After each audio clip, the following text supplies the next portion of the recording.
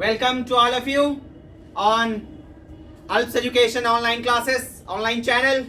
तो चलिए हम लोग देखते हैं, कल डेटा हैंडलिंग हम लोग स्टार्ट किए थे। तो हम लोग कल की क्लास में बच्चों क्या किए थे बताइए।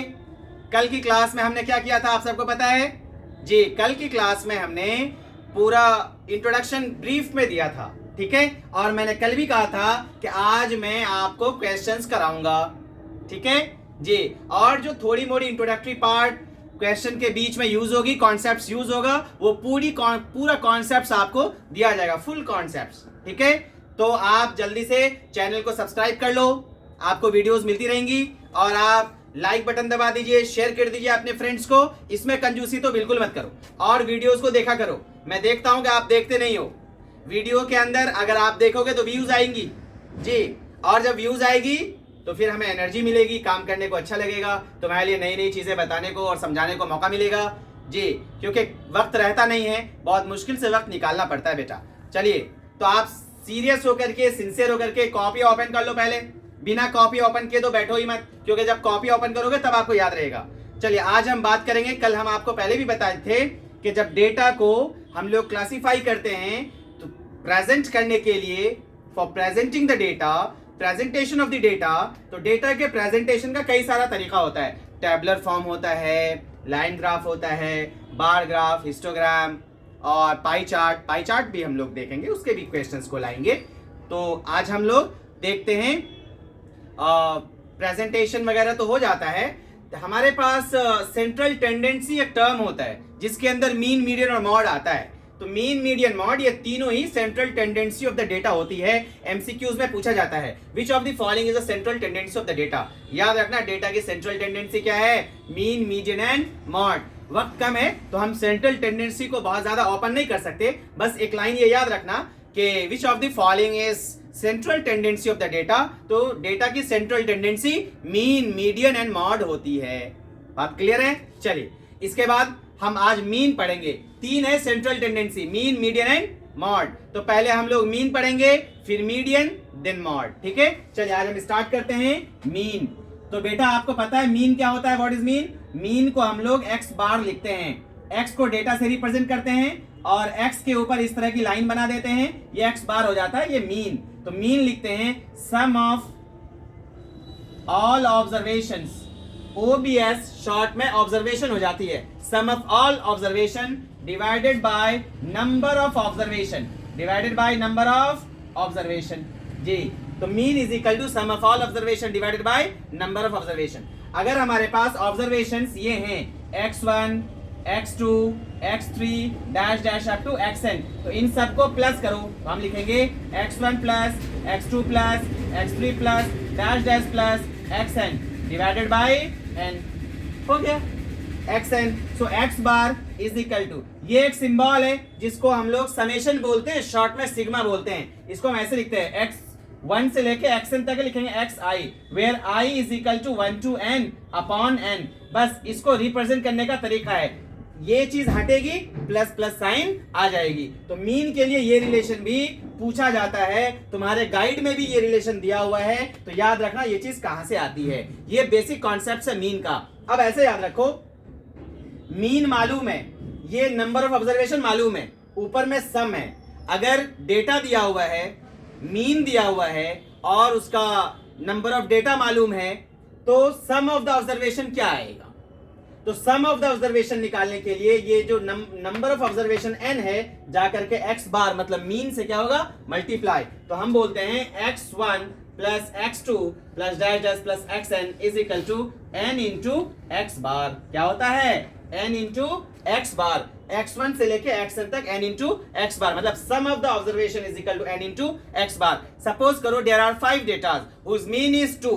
अब आपसे पूछे कि what is the sum of the data, तो जितने डेटा हैं और जितना मीन है दोनों को मल्टीप्लाई कर दो, सम ऑफ द ऑब्जर्वेशन आ जाएगा। Suppose there are 10 number of datas, there are 10 number of observations whose mean is 5, so what is the sum of the data, sum of the observation, तो हम क्या करेंगे, number of observation को उसके mean से multiply कर देंगे। तो 10 नंबर ऑफ ऑब्जर्वेशन था, मीन 5 था, दोनों को मल्टीप्लाई कर दो, 10 5 जा 50, तो सारे ऑब्जर्वेशन का सम 50 होगा। इस कॉन्सेप्ट का अभी काम होगा, इस पे प्रॉब्लम बनेगा। तो मीन निकालना समझ गए। अगर कोई भी क्वेश्चन हम आपको दे देंगे, आप मीन निकाल दोगे। देखो एक एग्जांपल, अगर 3 है, 5 है, 6 है, 8 है, 10 है और सपोज 4 है, मीन निकालना है। हम लिखेंगे x bar is equal to, इन सबको प्लस कर दो, 3 plus 5 plus 6 plus 8 plus 10 plus 4 divided by number of observation, जितने हैं 1 2 3 4 5 6, नीचे 6 डाल दो, सॉल्व कर दो, मीन आ जाएगी। तो आपको मीन समझ में आ गया जी।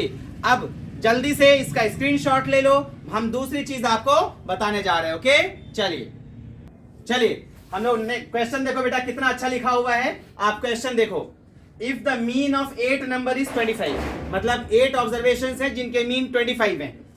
If 5 is subtracted from each number, her number से 5 को सब्ट्रैक्ट किया जाता है, what will be the new mean. ये बेसिक कॉन्सेप्ट है, याद रखना है। इसका शॉर्टकट है, मैं शॉर्टकट बता रहा हूं कि कुछ ऑब्जर्वेशन का जो भी मीन दिया हुआ है, अगर हर ऑब्जर्वेशन में जो कुछ भी ऐड करेंगे, नया मीन निकालने के लिए पुराने मीन में उतना ही ऐड हो जाएगा जितना ऑब्जर्वेशन में ऐड हो रहा है। अगर 5 सब में ऐड हो रहा है तो नया मीन भी 5 इंक्रीज होके बोलेंगे। सपोज 5 ऑब्जर्वेशन है जिसका मीन 15 है, हर ऑब्जर्वेशन में 2 ऐड कर रहे हैं, तो नया मीन क्या होगा, नया मीन निकालने के लिए पुराने मीन में भी 2 ऐड कर दो, 15 प्लस 2 17। अगर 2 सब्ट्रैक्ट कर रहे हैं तो नया मीन निकालने के लिए पुराने मीन में सब्ट्रैक्ट कर दो। अगर 2 मल्टीप्लाई कर रहे हैं सारे ऑब्जर्वेशन में, तो जाकर के नया मीन निकालने के लिए पुराने मीन में मल्टीप्लाई कर दो। डिवाइड कर रहे हैं तो डिवाइड कर दो। क्लियर बात समझ में आ गई। क्वेश्चन है तुम्हारे बुक में कि there are certain observation whose mean is x bar, if each observation is increased by p, then what would be the new mean. हर ऑब्जर्वेशन में p इंक्रीज कर दिया जाए, p अल्फाबेट p, तो न्यू मीन क्या होगा। जाहिर है न्यू मीन निकालने के लिए पुराने मीन में क्या प्लस कर दो, p। प्लस हो रहा है तो प्लस कर दो, सब्ट्रैक्ट हो रहा है तो सब्ट्रैक्ट करके बोलो, मल्टीप्लाई हो रहा है तो मल्टीप्लाई करके बोलो, डिवाइड हो रहा है तो डिवाइड करके बोलो। बस समझ में आ गया होगा। तो इसका आंसर बताओ। The mean of 8 number is 25, 8 number का मीन 25 है। Each observation 5 is subtracted from each observation, her observation में 5 माइनस करेंगे तो नया मीन क्या होगा।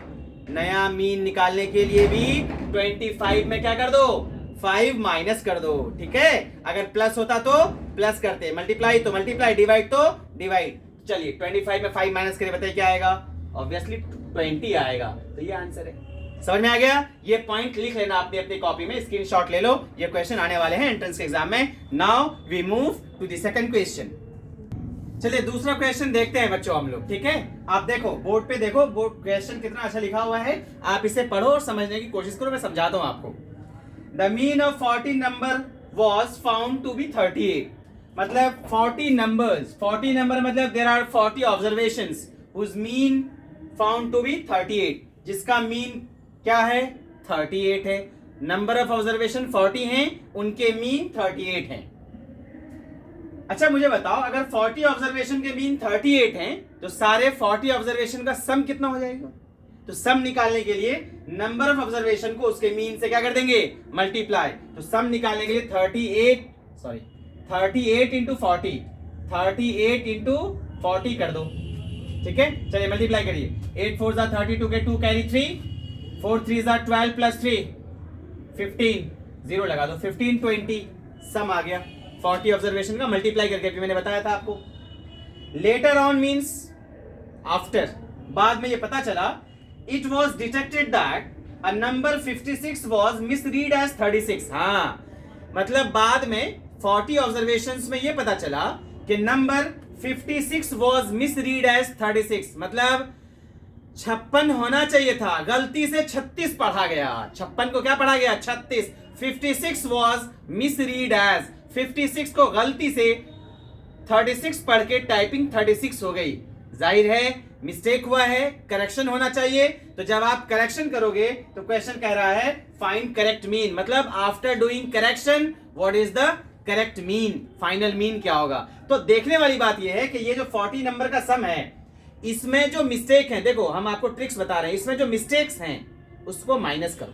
मिस्टेक क्या है, 56 की जगह 36 लिखा गया, तो 36 गलती से नहीं लिखा गया, इसको माइनस करो, 36 को माइनस करो, सो -36 कर दो। ठीक है, अब माइनस करो, बताओ कितना आएगा। 10 में से 6 माइनस होगा 4, 11 में से 3 माइनस होगा 8, 4 1, इतना आएगा। माइनस करने के बाद 14 8 4। अब जो सही है, सही क्या होना चाहिए 56, जो सही होना चाहिए उसको प्लस कर दो 56। अब प्लस करो, 6 + 4 10 के 0 कैरी 1, 8 + 5 13 + 1 14 कैरी 1, 4 + 1 5, कितना आना चाहिए 15 40। अब कह रहा है sum of the 40 observation correct होके आ गया 15 40, इसका मीन निकालना है। तो मीन निकालने के लिए मैंने बताया सम ऑफ ऑब्जर्वेशन को नंबर ऑफ ऑब्जर्वेशन से क्या कर दो डिवाइड, तो आप कर दो 15 40 को डिवाइड कर दो 40 से, इसको डिवाइड करके बताओ आंसर क्या आएगा। डिवाइड आप खुद करो, I am not doing that. ठीक है, मैं जब आप इसको आंसर बनाओ तो आंसर मेरे कमेंट बॉक्स में लिखो, मैं चेक कर लूंगा आपका आंसर सही है या गलत है।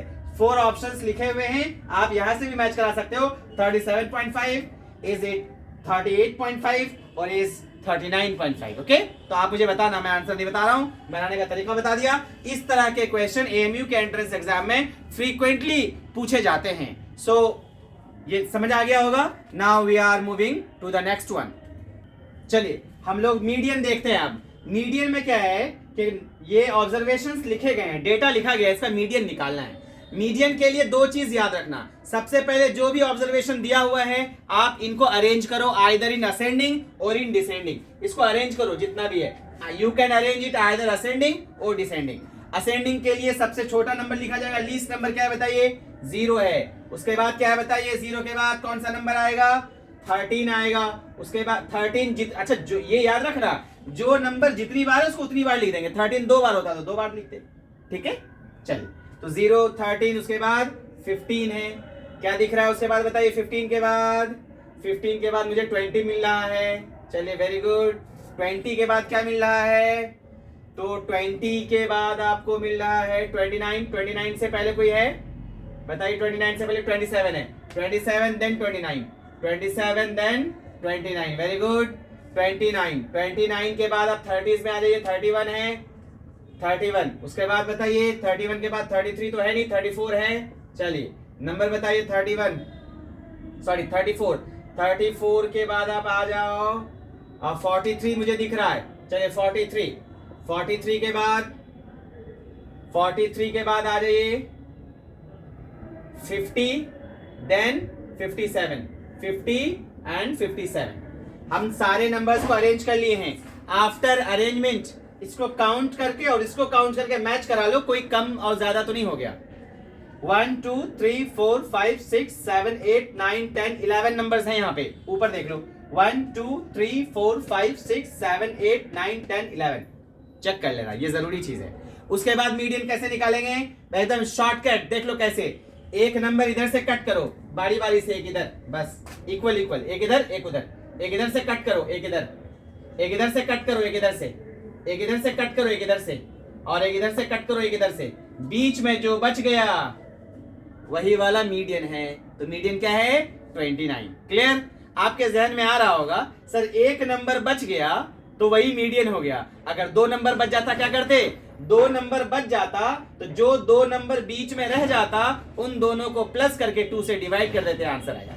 तो मीडियन निकालना सीख लिए, यही तरीका है मीडियन फाइंड करने का। मीडियन का एक बहुत अच्छा फॉर्मूला भी है, अरेंज करने के बाद फॉर्मूला है if n is odd and if n is even, मतलब नंबर ऑफ डेटा ऑड हो तो n + 1/2 टर्म, और नंबर ऑफ डेटा इवन हो तो n बाई, देखो ऑड के लिए जिन बच्चों को नहीं आता है, ऑड के लिए फॉर्मूला n + 1/2 टर्म, मतलब चेक कर लो n + 1 n की जगह नंबर ऑफ ऑब्जर्वेशन पुट कर दो। जैसे इसमें 11 ऑब्जर्वेशन था तो ऑड था, यही फॉर्मूला ना लगता, n की जगह 11 पुट कर दो, 11 + 1 12/2 इज 6th, तो 6th टर्म आंसर होता।